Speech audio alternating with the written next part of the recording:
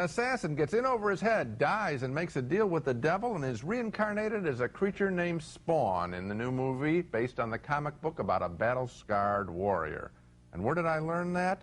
Well, from Newsweek, frankly. It gave me a little bit of a plot summary. Spawn took about 2 minutes to lose me right away in its prologue, and all I know is that a former government hitman, played by Michael Jai White, gets fatally burned while working on a case for his boss, a megalomaniacal gunrunner. 5 years later, he's brought back to life with a face that looks like an alligator handbag, and he's plunged into a hellish world where he meets a devilish clown played by the mercurial John Leguizamo. Name of the people and things of hell I dubbed thee. His other big enemy is his former boss, played by Martin Sheen, who is threatening the world with biological warfare.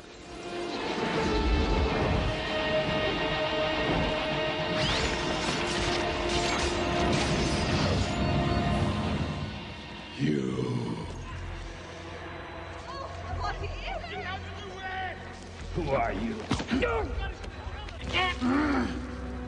You sent me to hell, Jason.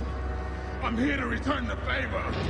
Trying to help Spawn control his newfound superpowers is a mentor played by Nicole Williamson, a force for good in this earthly and hellish tug-of-war over Spawn. You must visualize your objective. The armor does the rest. All right, Yoda, just wait a second. You ready? Right, go!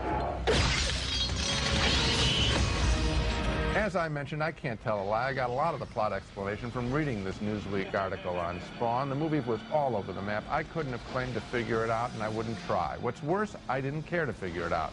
All that it really is about, to me at least, is special effects. I was turned off by Spawn, and ultimately I was bored by Spawn. Well, I dismissed the story basically because I wasn't interested in it, and like all comic book stories, it's a loop anyway because there has to be a sequel, but I thought this was an extremely interesting movie. Really? It was directed by Mark DePay, the man who created the dinosaurs in Jurassic Park. Like those better. And the Mercury Man in Terminator 2. Like that better. And what he does here with his visions of hell, which you didn't even mention, are truly worthy of a medieval artist or Hieronymus Bosch. The visions of what hell looks like in this movie are things we've never seen before on screen. And that dragon-like character, the kind of overgrown gecko, as they call him, who was the beast of hell, that's a wonderful animated and special effects creation. It didn't stand out for me. And then what about Clown? Now, first of all, Clown's wisecracks are very funny. At one point he says, you're George Bailey and I'm Clarence. I thought that was fun. But the other, John Leguizamo plays this character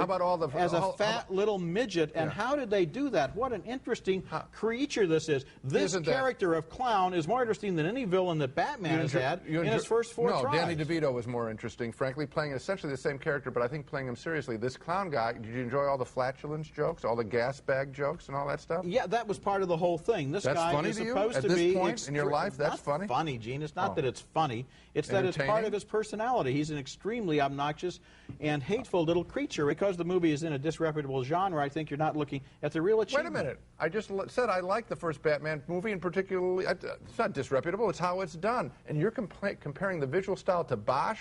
Well, good luck.